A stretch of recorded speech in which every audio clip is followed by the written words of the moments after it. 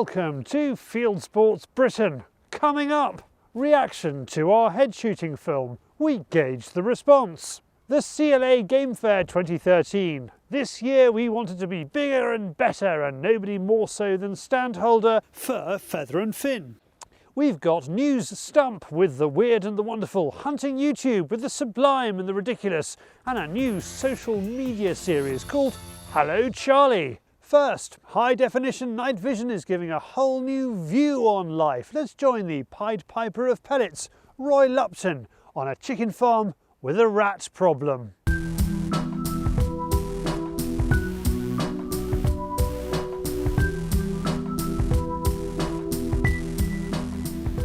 Now, we might as well be honest about this. There's not a great deal of substance to this film. However, there is some fab night vision shots of rats.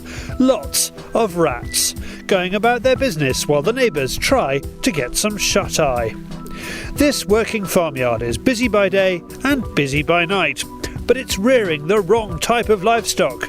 The rats are treating it like a fun fair, stuffing their faces and playing on the rides, although it's more like the teacups than the corkscrew. To help sort out this brown rat bonanza is Roy and his sub 12 foot-pound Webley and a smidgen of night vision expertise. He loves rats, not. Well, we've been invited tonight to come and shoot some rats in a chicken farm, and as we've been standing here, the wretched things have been running around, and by the looks of them, they're not rats, they're the size of cats, and as you probably know, they're the one animal on God's earth that I am absolutely petrified of. So I'm going to make sure I can get up somewhere high and shoot down on them.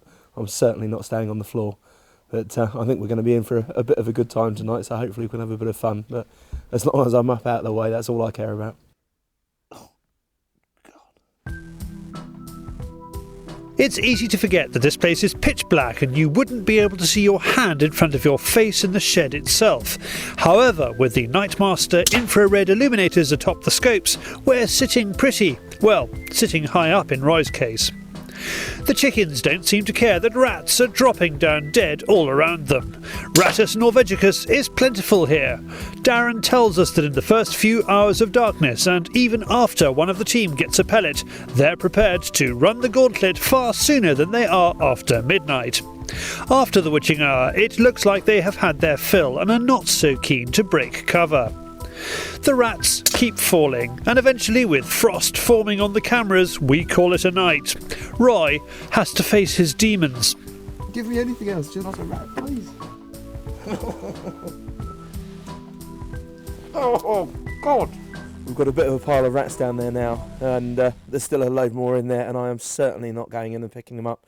I should have bought a little picky-uppy thing, because I certainly can't handle them. Luckily, there's a couple of other friends here that will pick them up because, oh God, it just sends shivers up my spine thinking about it. But yeah, I mean, what absolute fun. You know, you really, really can't have any more fun on a freezing cold night in an old farmyard with an air rifle. It's brilliant, brilliant fun. Superb sport. And obviously doing a good job. We're relieving the rat problem here and allowing the chickens to sleep a little better at night. Rats and being close to them does funny things to people. Rat shooting, for some reason, dare I say it, is funny. I know that respecting your quarry is imperative, but seeing a rat on what could conceivably be a merry-go-round makes you smile. And what about this for the circle of life? Here's a farm cat having a munch. Just remember this image next time Tiddles wants to give you a lick. Roy Lupton there, showing that it's okay for a grown man to cry. Right, last week we did things a bit differently. We uploaded a film we age restricted, showing images we felt were too graphic to show to under 18s. If you're watching this on YouTube and you're logged in and you're over 18, you can click on the screen to go through to that film. We always enjoy hearing what people think of us, apart from the dodgy, sweary aunties who issue death threats, of course. Even if you weren't keen on the film, thank you for posting. The vast majority of you felt that film was a worthwhile exercise.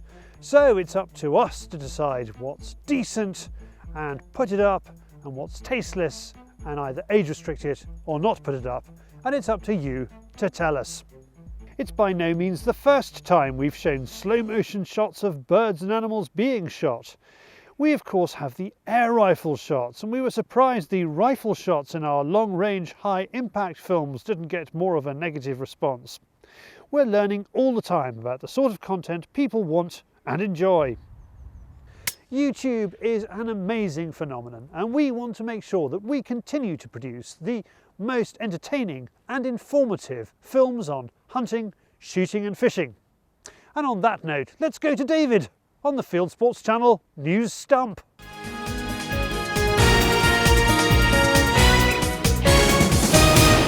This is Fieldsports Britain News. A £50 bounty to control the coyote population in Utah has got hunters licking their lips. It's got environmentalists crying foul and state wildlife administrators stuck somewhere in the middle. Coyotes prey on deer fawns, and the state has paid out on 6,000 coyotes in the last year. But that's only a tiny proportion of the $2.3 billion the state makes from deer hunting. Don't shoot hares in England from the 1st of March to the 31st of July. That's the party line from the new code of practice for brown hare management in England. Written by Basque and the GWCT, it's supported by the Tenant Farmers Association, the National Gamekeepers Organisation, the Moorland Association, the CLA and the Countryside Alliance. The Tame Country Fair is set for a great Easter weekend. The build is well underway and the ground conditions are good, with no lying snow. With all the recent bad weather around the country, Tame Showground in Oxfordshire has not seen a snowflake. Visit livingheritagecountryShows.co.uk.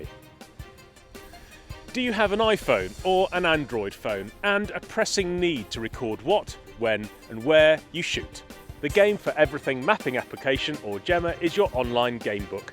Developed by our own Mark Gilchrist and priced at just $2.99, the app keeps a record of where you've been and what you've shot while out hunting, caught while out fishing, or even seen while out birdwatching. When you've finished, simply press Sync Data, go to the Gemma website and view. Fancy some free kit? Well, the Schools Challenge is running a free competition to win £350 worth of shooting goodies. Click on the link on the screen to see the details. Animal rights groups are becoming more violent.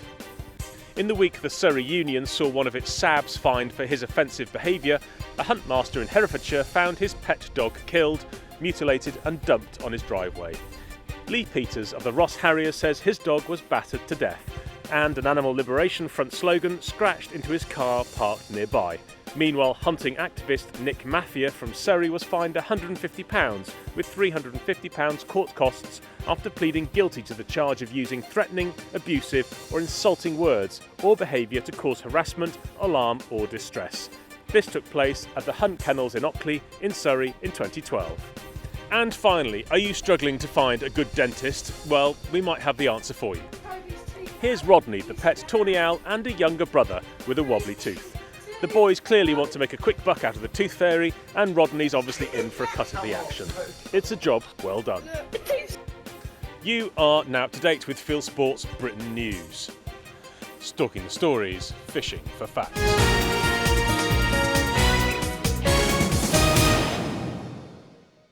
Thank you, David. Now it's your turn.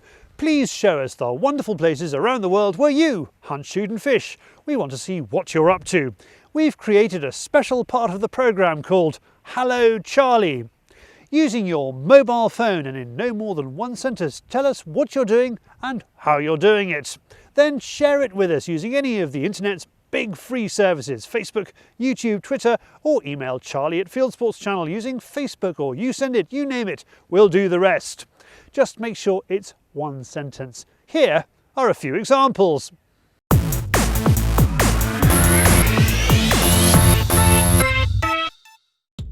G'day Charlie and crew at Fieldsports Britain, Pete Kennedy from the New England area of northern New South Wales in Australia. At the moment this is my backyard in the northern Tablelands area. In the last couple of days the fallow stags have started to rut. There's one croaking over to my right as I talk, and yeah, I'm just out doing what I love to do and being in the bush. Thank you, Pete. Back in England, Roy's hanging out with the chicks. The dead chicks. Hello Charlie, Roy here. and we are currently preparing food ready for the birds. It's breeding season again, and I'm just about to go into hibernation. Now, one of the most straightforward, unsarcastic people you will ever meet. Hi Charlie, David here in rural Kent, just mentally preparing for new Stump. Just wanted to tell you that you complete me. David is so uncomplicated. Bit to the left. Next up, it's sporting shooter editor Dom Holtam leading the tough life that shooting magazines have to endure. Hi Charlie, hope everything's okay with you. I'm not going to lie to you, I'm having a terrible week this week. Weather's been awful, I haven't got the guns out of the cabinet once. And worst of all, I've been stuck doing boring four-wheel drive tests, but it's a dirty job, someone's got to do it, and you know that I don't like to shirk my responsibilities. If you see Roy, tell him his coffee's late. Of course, Dom, it helps if you hold the camera this way up and not this way up. We want you to be as creative as possible. You can send us 2 shots if you like, one of you and the other one an establishing shot of you. This is an establishing shot. The most important thing is that you start it, Hallo Charlie. Now to the greatest outdoor event in Europe in 2013, it is the CLA Game Fair. Let's get geared up. You would hope that a company like Fur, Feather and Fin would live in some quaint rural hamlet surrounded by rolling countryside. And it doesn't disappoint. The company, which started in a stable, has grown up and into an ancient barn and courtyard in West Sussex. We love being here. Also, we're opposite a great pub. So the Fox goes free, which is a brilliant pub, and everybody loves going there. So it's great to come to work every morning. It even hosts the gathering of the local hunt. From here, the mail order catalogue company sends those cups, dog leads, books, games, clothes, cushions, socks that make that birthday, Father's Day, wedding and Christmas Day all the more special. It was started by Angie Simmons and her husband. You can add a quirkiness to a product. We've developed cartridge lighters, we've developed all sorts of things, glassware with all sorts of designs on. Labradors are a great favourite, so anything with a Labrador. We go all over the world looking for ideas. We might not find a product, but we might get ideas and then come back and develop it. Although people can come along to try stuff on, it's not a shop. The face-to-face interfacing tends to happen at fairs and shows and, in particular, the CLA Game Fair. We've lost a lot of our agricultural and sort of country shows, and the Game Fair really brings everybody back together in one big show, and I think that's clear from the numbers that turn up and from the quality of the products on sale, really. And then it's a perfect opportunity for us to meet our customers. You know, you don't get that in mail order. You only talk to them over the phones, and the beauty of doing it at a Game Fair is that we actually get to see them, talk to them, find out feedback directly from the customers, and that's priceless. For exhibitors and punters, the cancellation of the Belvoir Castle Game Fair last year was a huge disappointment. But the conditions were extraordinary. We went to see for ourselves. It was so bad that it was clear the only option was to cash in the chips and start looking ahead to 2013 and Ragley Hall. And here we are on a site visit with the guys who are going to make it happen, come hell or high water. Isn't that right, Nick? Well, obviously, sadly, we didn't manage to stop it last year. We're not like King Canute and try to stop the waves coming up the beach.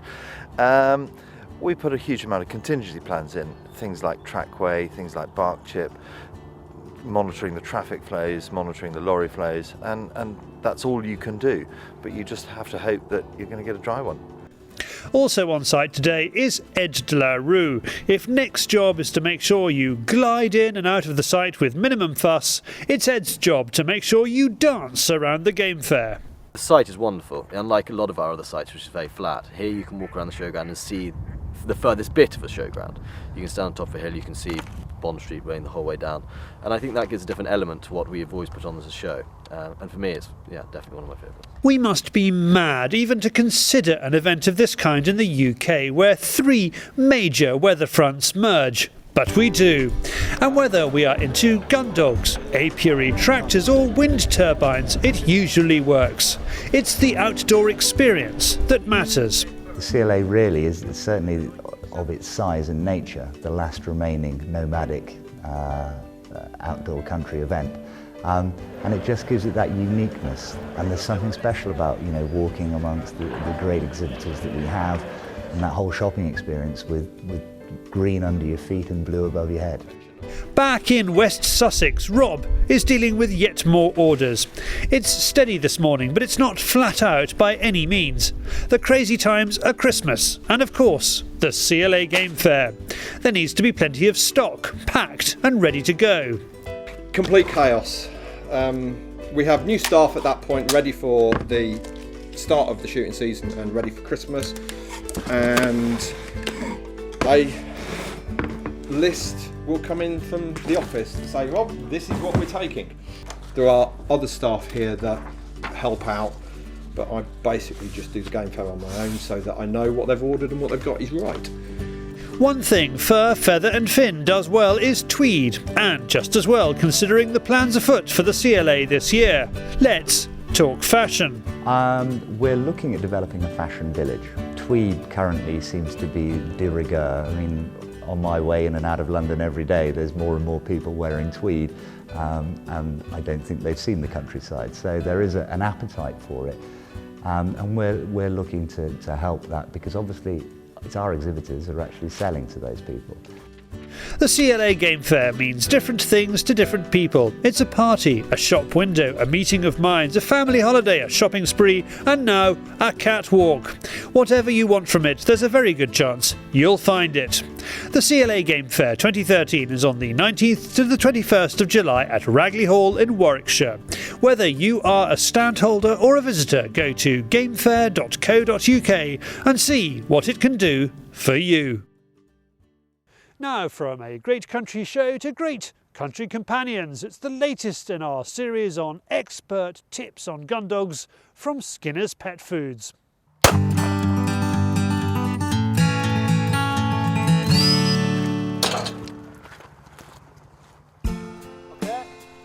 Steadiness is like obedience, but much, much more. Here's how top gun dog trainer Ricky Moloney keeps his gun dog steady on a shoot day. For steadiness, we're going back to what we've been doing really from 8 to 10 months of age. So I've laid my foundations. Coming out into the shooting field now, I'm expecting such lights as Den, Cuba to actually, at this stage, know the job. Den did run in today. He did actually go. I've been sending him quickly for wounded birds. As a side effect, he decided that he was going to go before the command was issued. Not a problem with that. As soon as I growled, he knew that he'd done wrong. He stopped and he looked at me. That's my side effect. I've created that. I'll overcome that. But I want him to be sharp on mark game. The quicker I have a dog off on a bird, especially a bird that's running, the quicker I'm going to put it into the bag. The longer you delay, the more chance that bird has. So you let Gemma pick that bird? The dead bird, other side of the wall, it wasn't going anywhere. I said to Gemma, is it dead? It was. So really, it was an opportunity for me to show my dogs they can hang on and wait, because there's another dog going to go. Not every retrieve is going to be theirs. Ricky Moloney runs Ribblesdale Labradors. This series on gun dog training tips is brought to you by Skinner's Pet Foods, maker of the Field and Trial range of gun dog feeds. Visit skinnerspetfoods.co.uk. Thank you, Skinners. Let's go to the wider world of hunting, shooting and fishing on YouTube. It is Hunting YouTube.